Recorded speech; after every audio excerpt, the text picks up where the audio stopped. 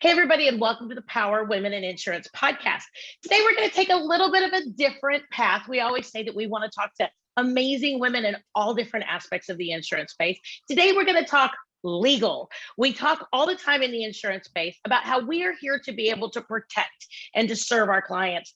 And today I have Rebecca Adelman, who is in the legal end of things, doing exactly that. And she's been doing this for a while now. I'm gonna let her tell you all of that. But this woman is all about women empowerment. She's all about clients, insurance, and she's all about bringing into the new space of insurance as insurance evolves, as every industry does, women and people who are going to make a difference for those clients out there. So Rebecca, welcome to the podcast. I appreciate you making the time today. Teresa, it is such a pleasure to see you. I have enjoyed meeting you and talking to you about these important topics on women, empowerment, insurance, where they all intersect. So I couldn't be happier to spend time with you and everyone who is listening today. Now, you and I did have an amazing phone call when we first were connecting, and I almost didn't even want to get off the phone. I knew we both had appointments we had to get to, but you have such an amazing heart for the insurance space. So not only have you been here for a large portion of your career, but you have lots of activities for women. You're a mom, all of those great things. You've been balancing career and all of that. Tell us a little bit about how you got where you are today and a little bit about what you're doing. Well, I appreciate the invitation to do that. So,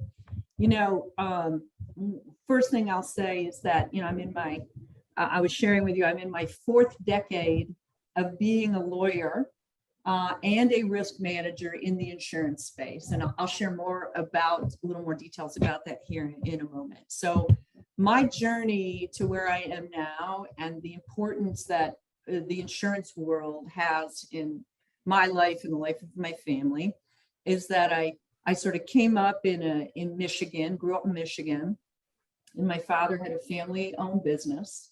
And I attribute a lot of who I am, my empowerment, the courage. I think we're going to talk about this a little bit later, and showing up courageously as women in insurance.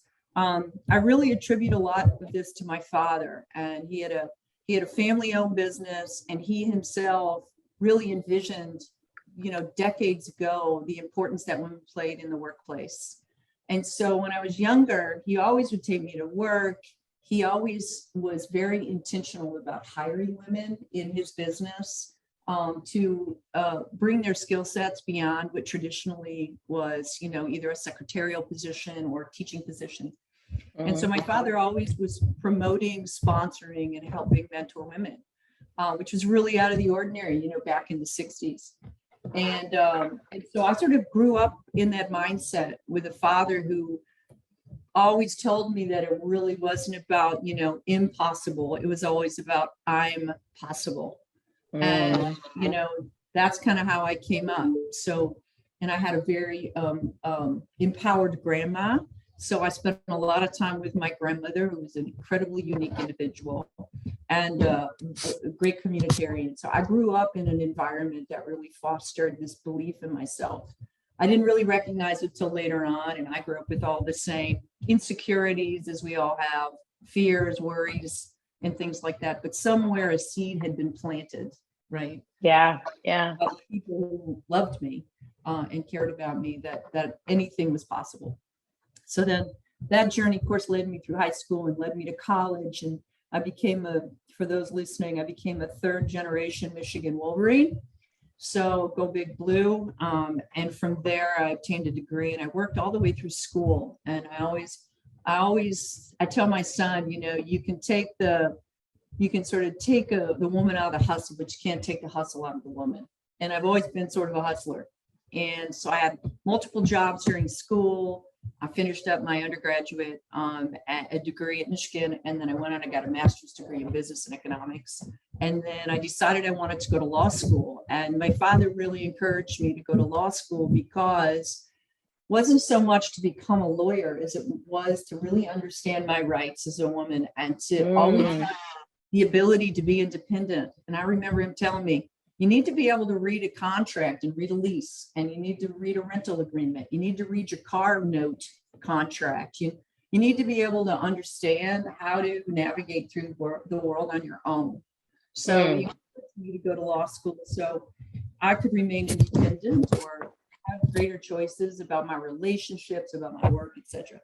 So I went to law school. I love law school. And my first job out of law school, and I'm not going to say when, but my first job out of law school was with a insurance defense firm. That's how I was introduced to insurance. Nice. So I began working at a very young age with some incredible people who mentored me in the insurance defense world. So I guess what that means is if, a doctor was sued under their professional liability policy, and you guys know what I'm talking about when I talk about PL and GL. Yep.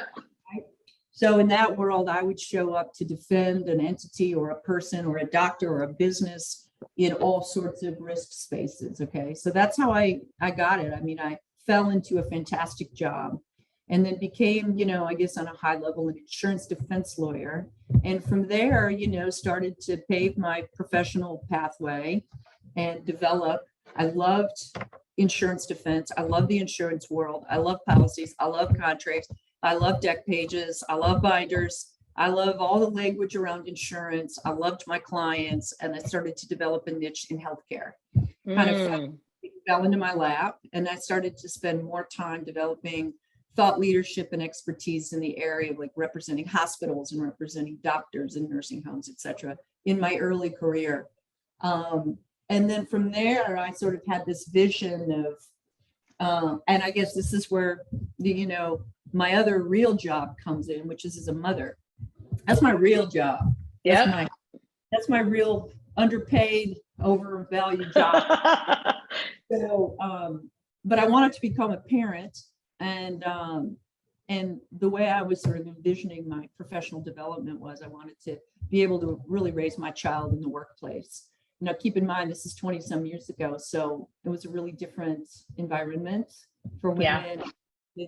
It was more in my world, like you took time off and you left and then you went on board. You went and raised your children and you came back on. That was just sort of the partnership track or the track for women when I was coming up.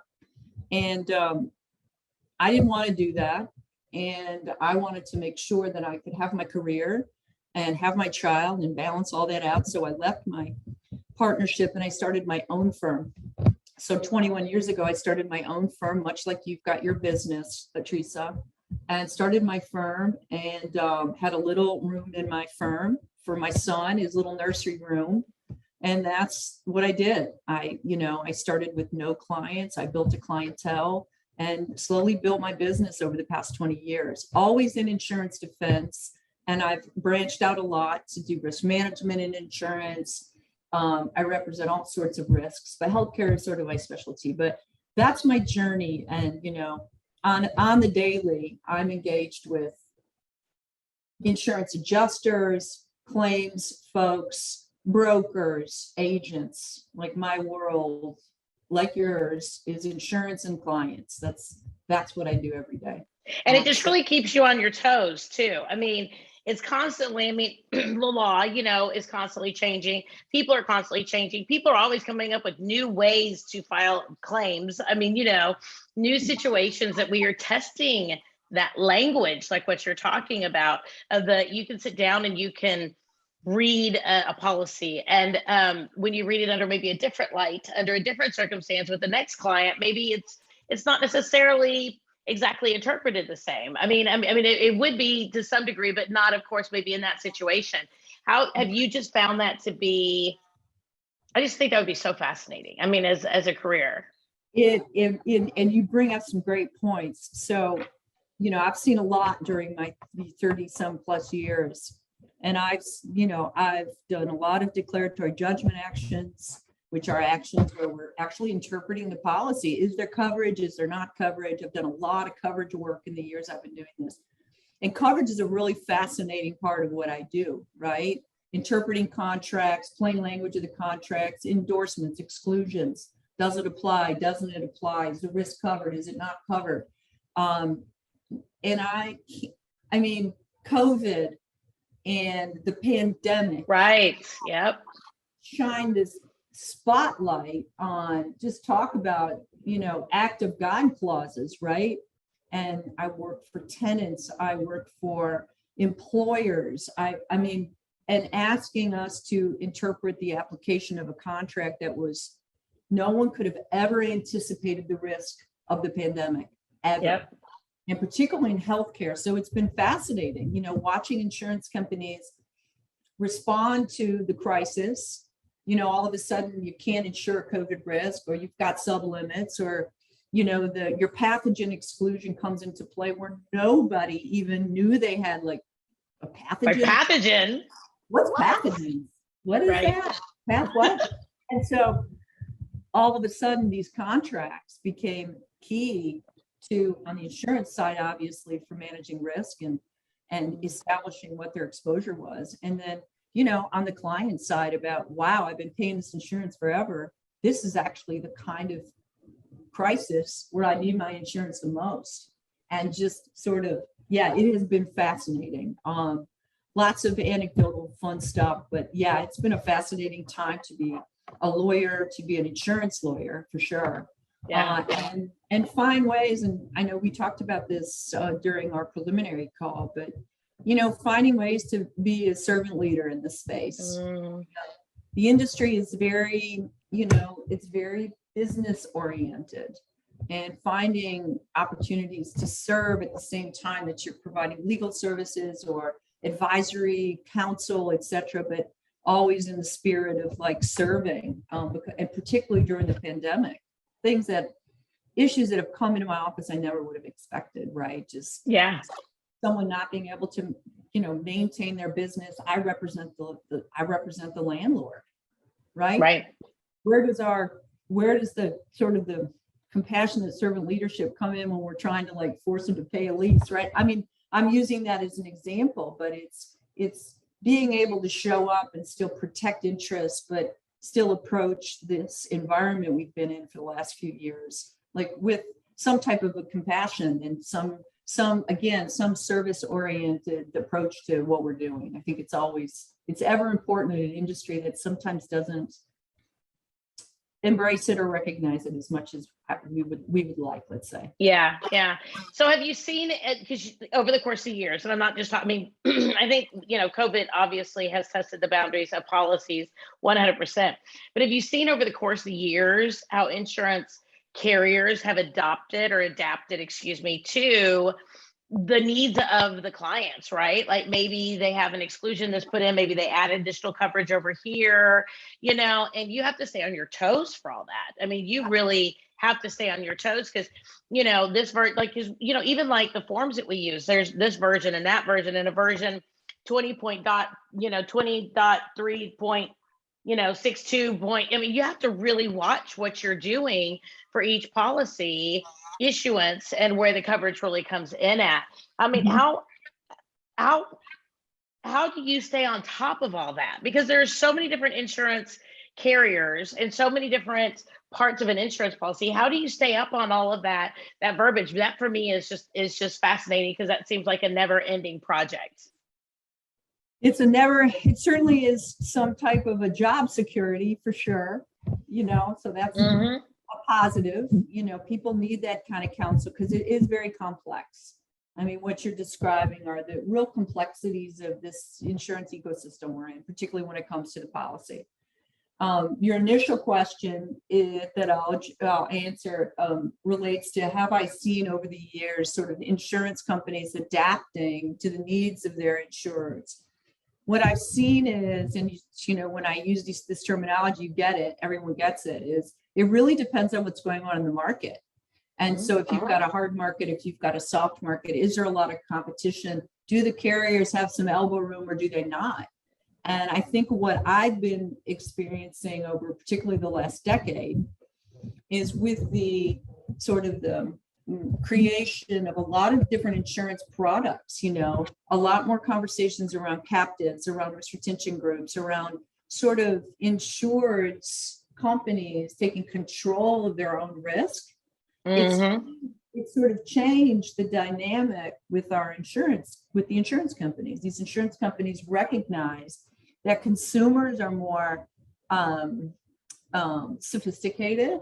They want to make more, they want to be more partners. I mean, back in the day, seriously, like back in the day, you get your homeowners and policy, you get your car policy, you get whatever, and you go, okay. And your agent would give it to you, okay. And that was like the last you ever thought about it. Yeah. Right? Not like that anymore. People want to be informed. Companies want to stay informed. They want a relationship with their broker. They want a relationship with their agent. They want what I refer to as stickiness. They want a relationship. They want a partnership. It's no more like you're my agent and I'm your client.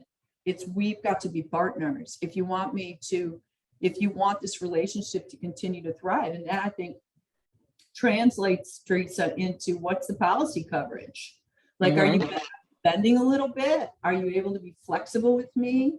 I may have a risk that's particularly special to what it is I'm doing. Maybe I'm in agritourism. Maybe I'm whatever the, what can you do for me as my agent? Because the competition is, I mean, as the insurer, the competition is a little stiffer. And so I found that the adaptation comes from creating relationships, deeper relationships. It's no longer like there's an agent up here and then it's us. It's like the playing field's been more leveled. Yeah. Right? And I think that the insurance industry has had to adapt to that for continued, it's not anymore like policy by policy period. It's about the long haul and long-term relationships. And you know this, I mean, you've got a family-owned, long-term successful agency, and you know that it's about people. Yeah. It's about relationships. And I think now the insurance companies recognize that it's no longer about like uninsured. It's about a partner and a relationship. I think that's the biggest thing. And that the contracts start to reflect the importance of that relationship. Absolutely. And I do think that we've seen, as we're talking about relationships, we've also seen kind of the culture of insurance change a little bit to where, we do have, of course, the online opportunities where people can go online and buy something from a 1-800 number. We have that where we didn't have that back 20 years ago. But I think we're also, as an industry, the people that are the risk managers, the people that go in there and really build relationship. We've also seen a lot of women come up through the ranks as well. I mean, obviously, we don't have enough women in leadership positions right now compared to men. But what have you seen as far as your relationship? Because being a woman, in the legal field and in the insurance space, you are in two major niche spaces between legal and insurance. It was not a very woman embracing culture, just overall. How have you dealt with that over the course of the years, and have you seen that change? Just a topic that's just near and dear to my heart, Teresa. And I mean, let's call it how it is. Those are both male-dominated industries, period. Yeah. I mean, embracing women into the industry is almost like, something to talk about the last 5, 6, 7 years. But truly, and to your point, when I first came in, and you're too, and I know you've seen the evolution. When I first arrived in the legal world, particularly down here in the South, I'm here in Memphis, there were very few women, period, doing what I'm doing, period, in the legal field, trying cases in the insurance defense world. In my firm, that was, I think we had 27 lawyers. There was one woman partner, but she did like trust and estates. And there were no other, I was the only other woman. There was no one doing insurance defense work, no one.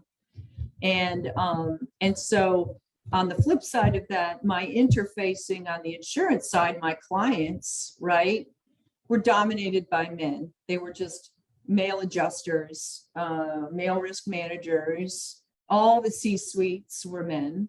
And, again, I think not to cast any kind of dispersion on sort of the genesis of the industry, but that's just the way it was. And it's probably not unique to law, and it's probably not unique to insurance. It's probably, again, it transcends into some of the, healthcare. Women were showing up as nurses, and now they're doctors, right? Yeah. it's truly been not an evolution, it's been a revolution, really, right? Mm-hmm. And so what I've seen is over time is, number one, women have been, and I hand it to men who are forward thinking and innovative and really sort of respected women in the industry to sponsor them. That's where it sort of all started, where men like my dad and like the lawyers who brought me up, right, who really saw to it that women found their place in the industry and were promoted and were recognized and they were rewarded. So it sort of started with men. And then women, as they started to progress into positions of power and decision making, then they brought other women up with them. That's really how this tree grows, Teresa, right? It's like that. You know, you reach your branches down and you bring everybody with you. Yeah. And the interesting thing, and I think I was sharing this with you too, so even 10 years ago, while most of the interfacing I would do and the connection I had and the networks on my insurance side were men, now 10 years down the road, 90% of the work that I do is for women making choices about the wow. At least 90% on a day-to-day basis, 90%. And it is so exciting for me because some of them are in my generation, most of them are not, right? Yeah. Most of them are like 10 years younger than I am or 15 years younger than I am, who have been led into the industry either by other women who empowered them or by men who empowered them. So I've seen that, and I think our firm is an all-woman firm and nationally certified women business enterprise and a diverse business enterprise in the state of Tennessee. So, we talk it and we also walk it. And what I'm finding also is that with more focus on diversity and inclusion, more focus on women and empowerment, more focus on women in the workplace, et cetera, just the importance of our voice now more than ever, that women are actively and intentionally engaging with other women in my work. Yes. Right? Yes. And And I think we have to engage with each other because that's where the conversation, that's where the empowerment, because we do have a lot of women in the insurance space that have not been in the insurance space historically, but there's still not enough women the higher up you go. And we need to still propel, help, and encourage. And we do that by sharing who we are and the journey that we've been through. Yeah, no doubt. And I think that's the storytelling around it, just like we're doing. That's what your podcast is all about, isn't it? All about it. Yep. Tell stories. It's so people resonate, so people get inspired, so people stay curious. And as you know, so we continue to, discuss showing up courageously in the space as women, and keep this conversation going. That's why your podcast is just why I just love your podcast so much. All the women who have shown up here, who come with different stories to tell. But in the end, we sort of have the same thread, that it's the same thread. Like it's finding that thread that also connects all of us. And I think that's the real power, right? Is that thread, and to keep it going and to keep extending it out. So anyway, but yeah, it's really been quite an adventure. And I still love, we're taping the podcast right now. I'm in my office here in downtown Memphis, and even my office reflects just a different way of doing things. Our office is like home. It's a very home environment. The women here are encouraged. It's family first here at my firm. And so this environment is really just an extension of what women are doing day in, day out. That's how we find that balance. We don't create a separation. Is how we don't require there to be a balance of work life and personal life.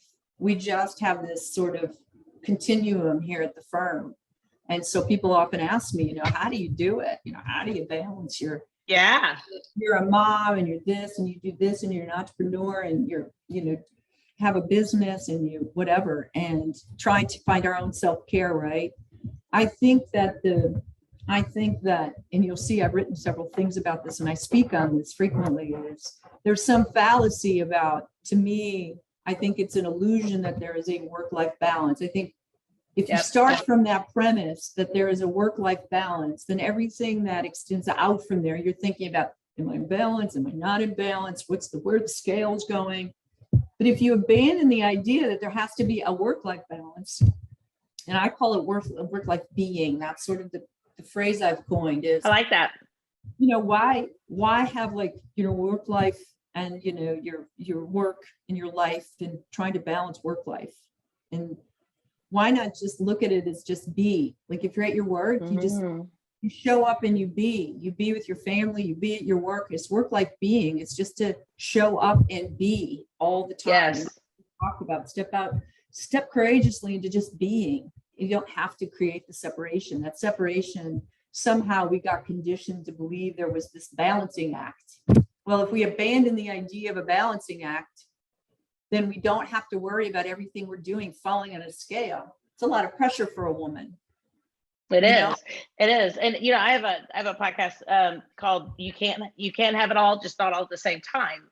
So maybe like when we go home, that's just our time to be at home, right? We can still have everything we want, everything we need, right? When we're at work, we're just at work, right? And it's a pivoting lifestyle that just says, I can't have it all. Just right now, I need to make sure that I focus here. And then in the next hour, I'll go focus there. If I go have lunch with a friend or, happy hour with a girlfriend, whatever, I need to be present. And that's being honorable to that person. It doesn't mean that if my phone goes off, I might not look at it, I might put it away.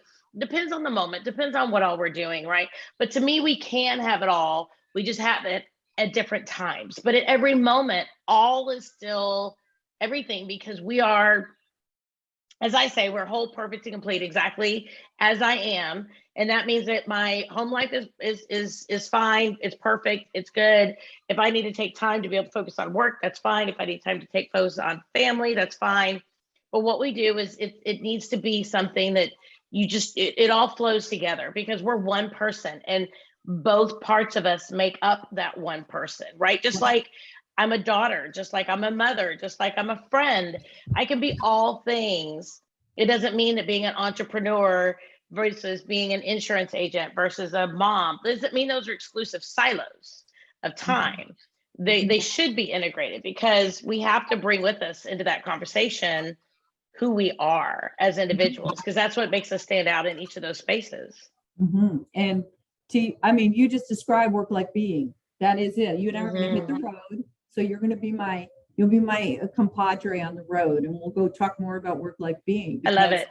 When I'm hiring here at the firm, when I'm working on building a team, here's what I tell people. There's not like your work life and your life outside of work. There's just your life. It's just your life. There's no work life, this life, that life. It's just your life. Like, go and live your life. And the key for me, and sort of how I converse about this with other women, is that really being able to shed the guilt. Like I remember particularly when mine was a itty bitty, and sort of the guilt and the shame and all that kind of stuff. Like I was a working mother, like I was a 24/7 working mother, but I was a 24/7 mother. So it's not like I was if I had to be at my kid's basketball game, but I needed to go take a call, that's just my life, right? Like I had to make decisions around it. Like, is this a call that can wait? Is it not? But if I had something that was urgent in any part of my life, I had to go take care of it.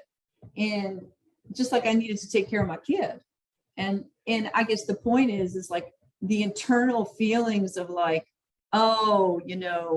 any kind of guilt or regret, or, I can't be here for my kid, or I'm on the phone at his basketball game, or it's like, we got to let all that go. We have to leave that on the ground, let it go, unburden ourselves. Yes.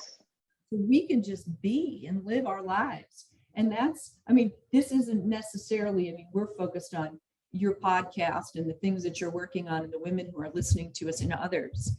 But this is really like kind of a bigger philosophic approach to just showing up every day, like we talked about, just being courageous and showing up every day and being vulnerable and just trusting yourself, right? Yeah. And I think when we label it private life or home life or personal life or work life or professional life or what, I think it creates a what's the word I'm looking for? It creates a segregation between those sections of our lives.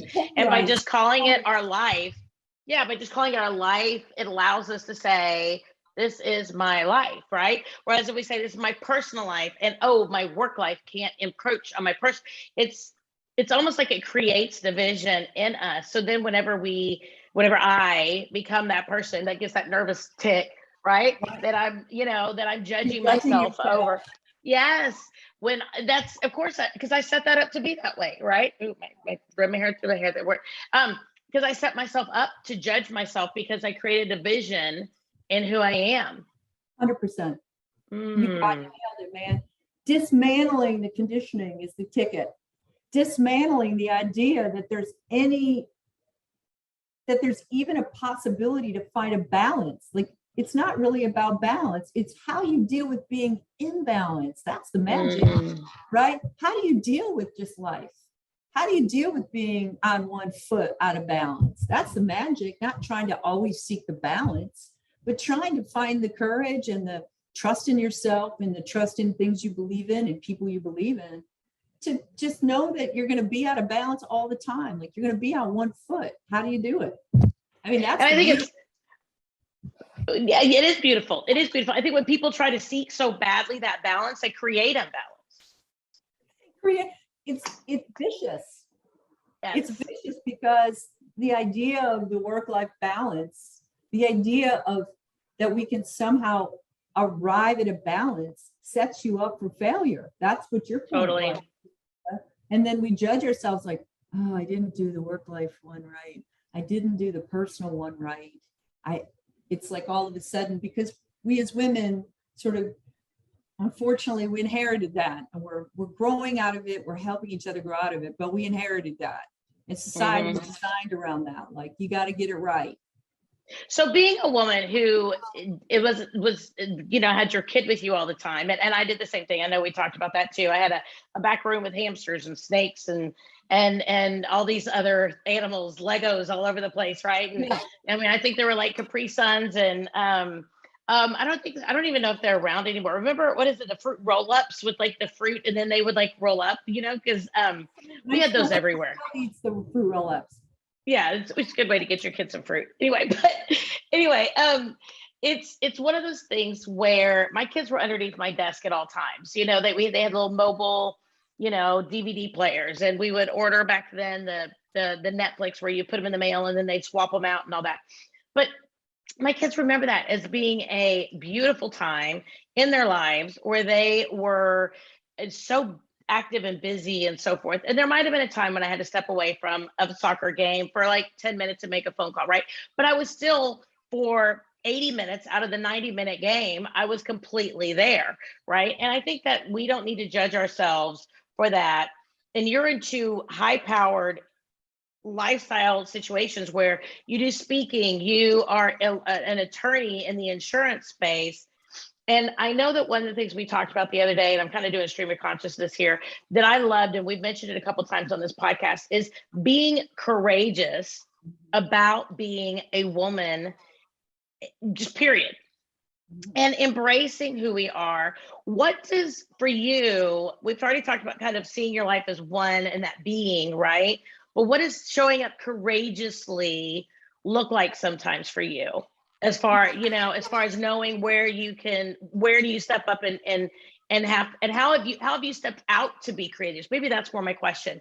Sometimes I think it's a conscious decision to have to step out and be courageous. How have you needed to do that, and where have you found success with that?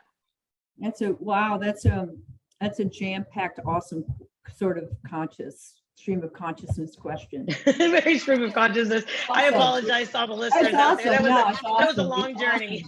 I'm having the best day. This is fantastic because these are really important, wonderful, inspiring conversations. So, I think that this idea of, empowerment, sort of the heart of your podcast and what we are trying to convey and converse about, sort of there's a level below empowerment, like not a level, but there's a empowerment is sort of the byproduct to me of this idea of showing up authentically, showing up with courage.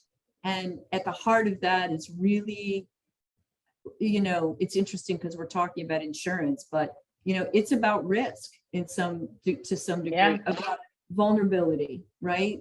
Like, I think that just as women, we sort of, again, we inherit, right? I think we just inherited as our natures, a higher level of vulnerability, compassion, empathy, just the emotional side of living, right? We just sort of it's just part of our conditioning young and the way society sees us. So the question is how do you integrate that when you are moving through life and want to, advance your business, your business goals, you want to be a successful mother, whatever success means to us, but, you want to raise a family and show up there. And, how do we do that and still sort of maintain our authentic self in a world that has a lot of expectations around women in the workplace? Yes. So I think one interesting point, and then I'll sort of wrap it back around, is, both of the industries I spend most of my time in, law and insurance, early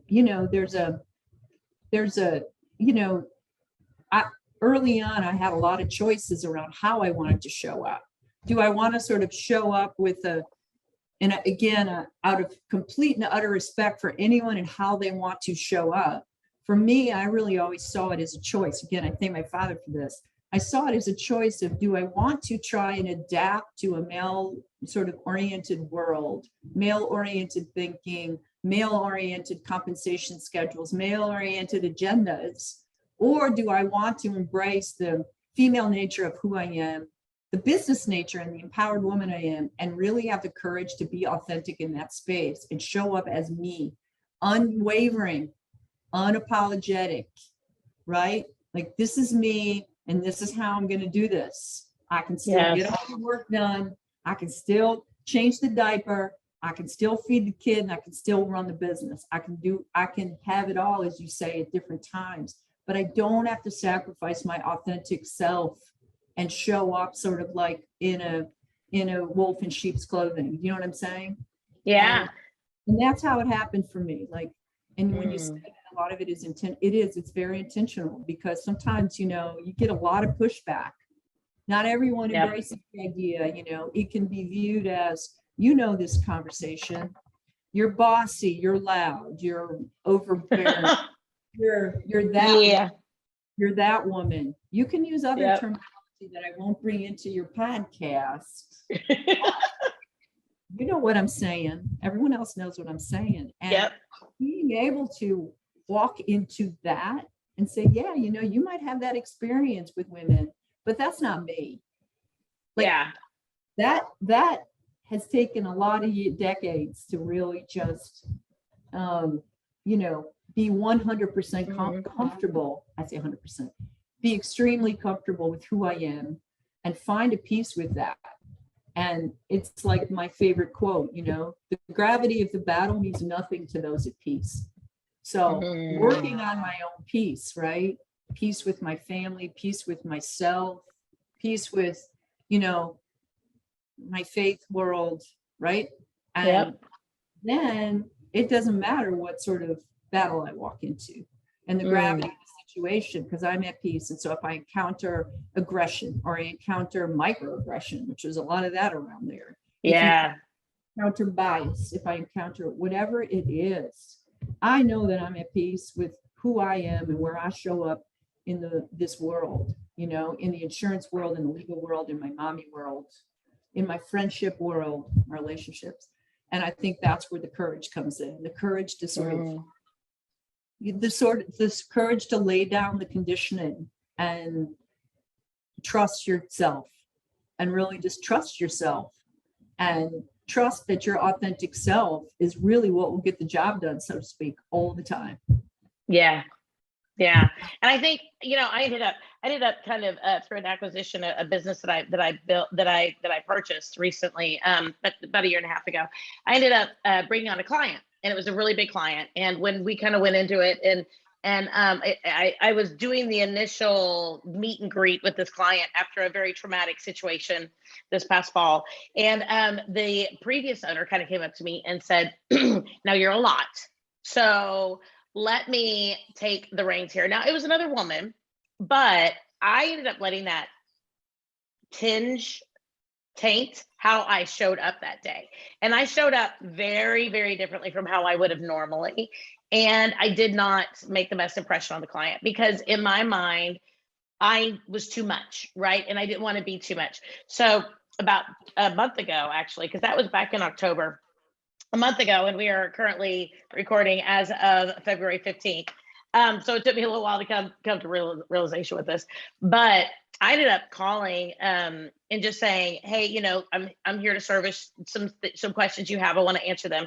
And all of a sudden, I just said, "Hey, can we just start over? Because if I gain your business or lose your business, I want to do it based on who I am. I don't want it to be based on who I'm not. And you know what? When I met you before, when I showed up before, I did not show up as me. I was coming out of a trauma." Okay, but I let my head juju get too crazy, and I followed a path that is not me authentically. And I don't want you to wonder who I am, because I want you to know who I am. Because if you do business with me, I want you to do business with me. And if I screw it up, I screw it up because of me. So can we just go ahead and start over again? And it was so funny because he was like, "Yeah." He goes, "Absolutely." He goes, "I'm already liking more what I hear than I did before." And I was like, "Okay. So this is what you need to think about." And I took much more of that proactive rather than the little mousy sit in the back.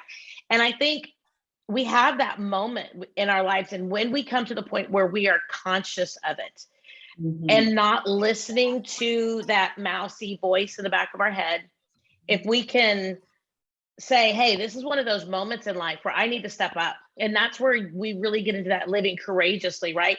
Is that consciousness of knowing this is one of those moments. And then taking that chance to be able to reframe even our own thought process of what this is really going to be. I think to me, that's authenticity. That's taking hold of the reins and being real. I've heard the fake it till you make it thing. And to me, that's not authentic, obviously, because it's faking it, right? I mean, how you have those moments where you have to really just choose to move forward. And thank you for sharing that story. I mean, that really moves me because, the story that I hear you tell is like your ability to sort of, manage trauma, be traumatized by whatever event in our lives. And we all have some trauma, right? It's so the deep trauma, but to be able to also trust ourselves that we're in a healing phase all the time. Like that's true. To me, your story tells me that you took a step to heal yourself. Like that's what I get from that story. So thank you for sharing that. It doesn't matter how long it takes, by the way.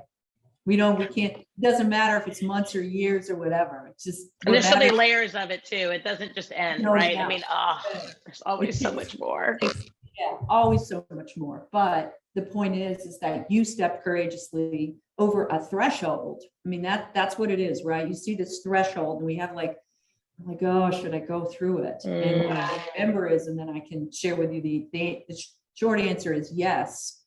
But, you've got this threshold. And I always see these thresholds as, these thresholds are entries into something, but they're also exits. Thresholds are entries and they're exits. They're beginnings and they're endings. And I think that, for me, I've both personally and professionally, you arrive at this sort of threshold or this fork in the road or somewhere along the path where you've got to, this is my grandma used to tell me when I was at those places when I was younger. She'd say, "Sweetheart, put some lipstick on and just get going." Okay, keep in mind this was like 50 years ago, right? And she used to wear perfect lipstick, everything matched. But that was her way of saying, just go. like trust yourself and go, get that lipstick on and just roll. And I think that's sort of what you're describing is you're standing at a threshold. I remember several business ventures. I think being at that threshold for me has been most important when I let a relationship go, a business relationship, where I'm at this threshold and I'm like, oh gosh, this is a big part of my business, but ethically, I don't believe in this client, or this client is creating, is microaggressive. Yep. Right? Like they don't really get me. They pay me and I'm doing a service for them, but something doesn't feel right when I work with these folks. And being able to make a courageous decision, and I think it's same thing in your illuminating story is that courage to do what you described, take that choice. You have to be completely detached from the outcome. Like, you can't completely. You can't step courageously and make an intention to go through that threshold and be your authentic self and be attached to the outcome. You can't. Like, you have to do that and say, I'm just showing up as myself. Either you want me or you don't want me, but this is for me, right? Yeah. This is for me. So I think those thresholds are always about decisions I make that destabilize some of my key insecurities, like financial insecurity, for example, like, is the money I'm gonna make going to impact my bottom line or my ability to take care of my family and my people? So, I stand there at the threshold probably for a lot longer than I should, saying, well, my authentic self says this is not good for me. Like, and if this isn't good for me, it's actually creating an obstacle to opportunities that are good to me. So I like that. I got to step out into this, get rid of this toxicity so I can have like a clear pathway to receive and allow for the things that are really going to make my life feel abundant. But it's hard because as women, we're like, man, I'm going to lose a client. I'm going to lose money. My God, what's this going to do to my stature? Will people think failure? What are they going to think about me? They're going to talk. I mean, all that, what you were talking, all that mind, all that chatter. Yeah. Like, letting it go and just saying, being my authentic self is the only way to do it. And I'll tell you, if we stand at the threshold and we're not sure what to do, you just got to call in your tribe. You just got to call your people up, and you got to call the other women up and say, I'm sort of there. I need help I need a little push. And there's plenty of them out there. Yes.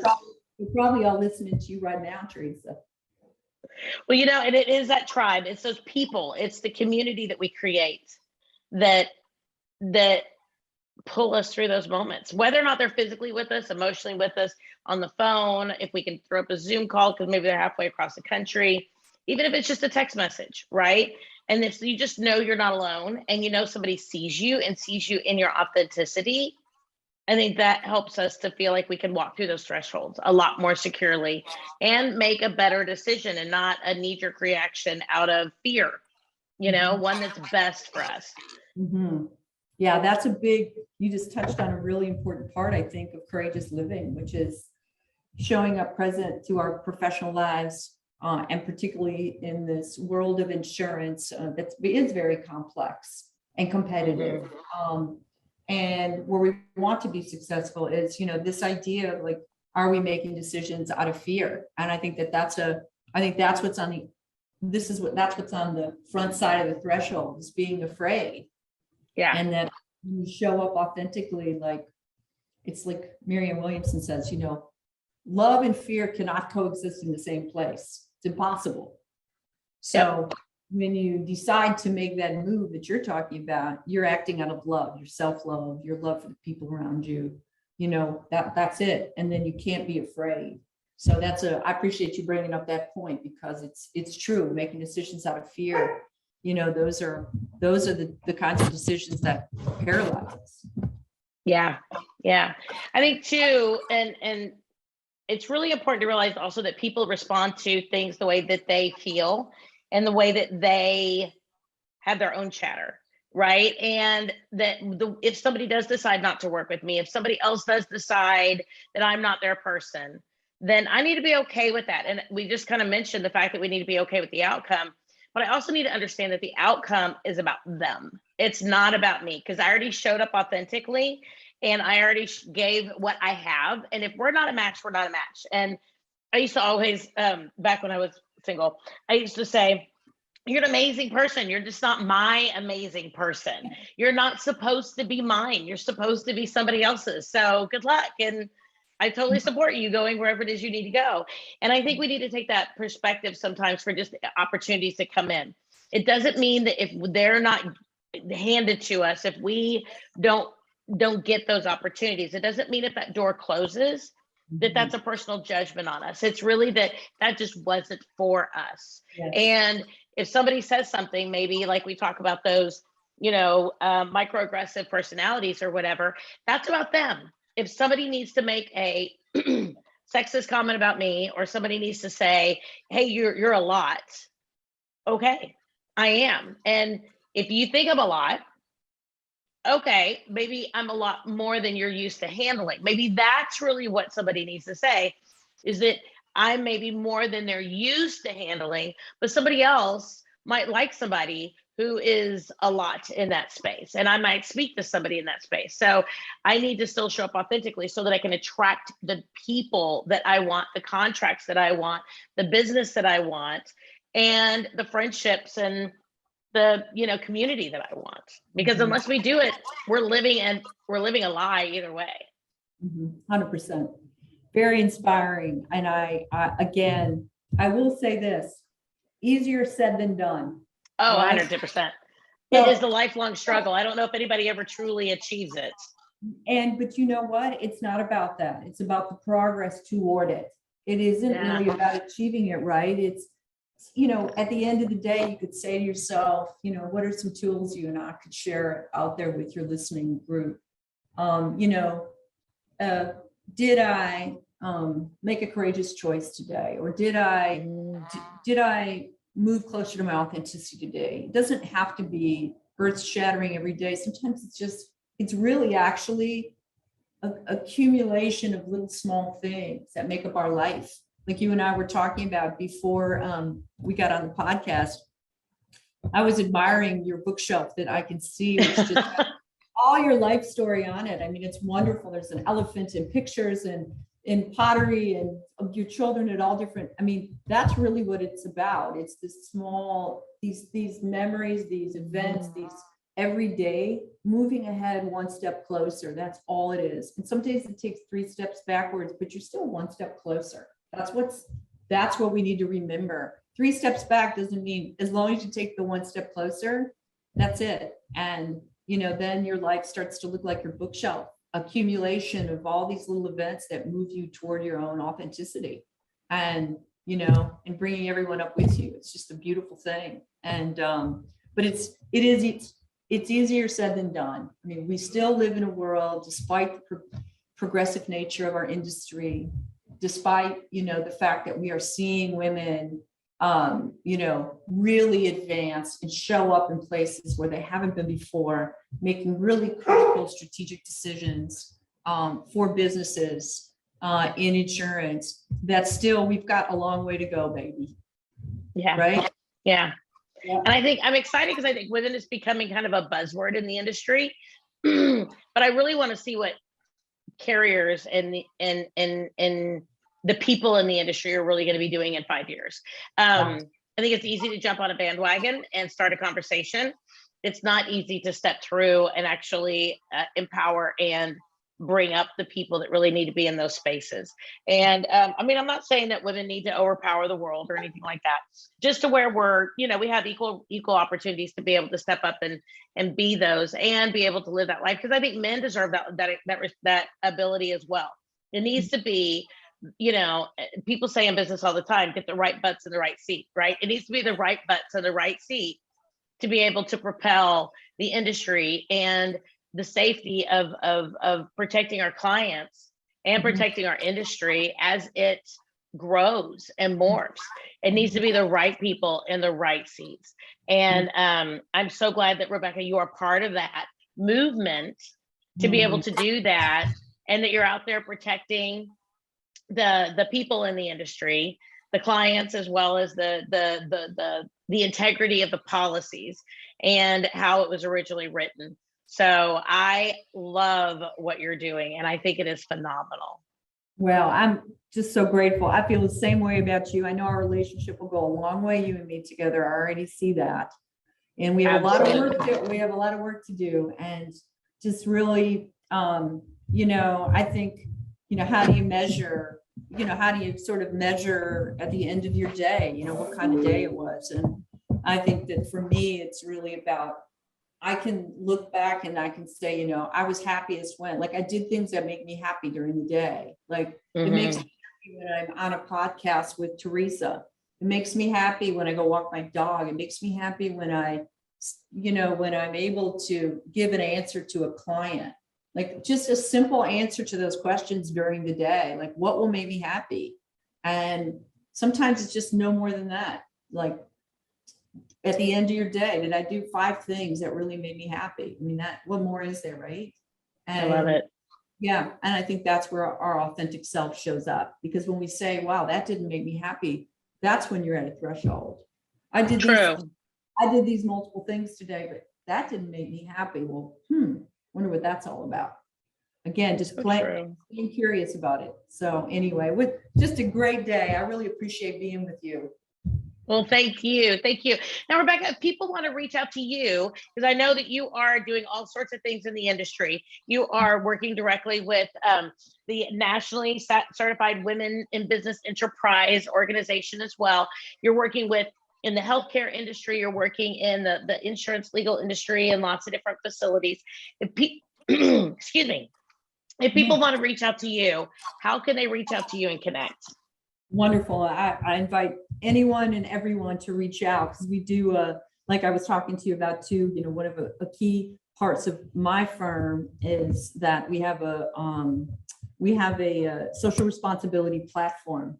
So I'm always looking also to partner with other women organizations out there, particularly nonprofits, to help promote and sponsor and bring awareness, right? So to the degree there's anyone out there who wants to reach out, but the easiest way to get me is, do you want me to give you my email address? Is that the best thing to do? Whatever you want to do. We will also have a guest information form for you to fill out later on too. That'll be part of the publicity of it, but just verbally, whatever you want me to be able to give as people to be able to reach out and connect with you. Yeah, appreciate that. Love you to explore my website at adelmanfirm.com, ADELMAN firm.com, adelmanfirm.com.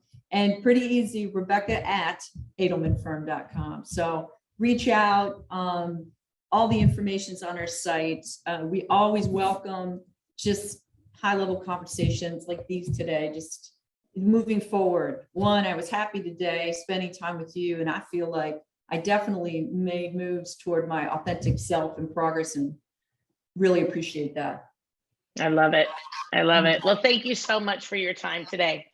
Everybody, this has been another episode of the Amazing Power Women in Insurance podcast.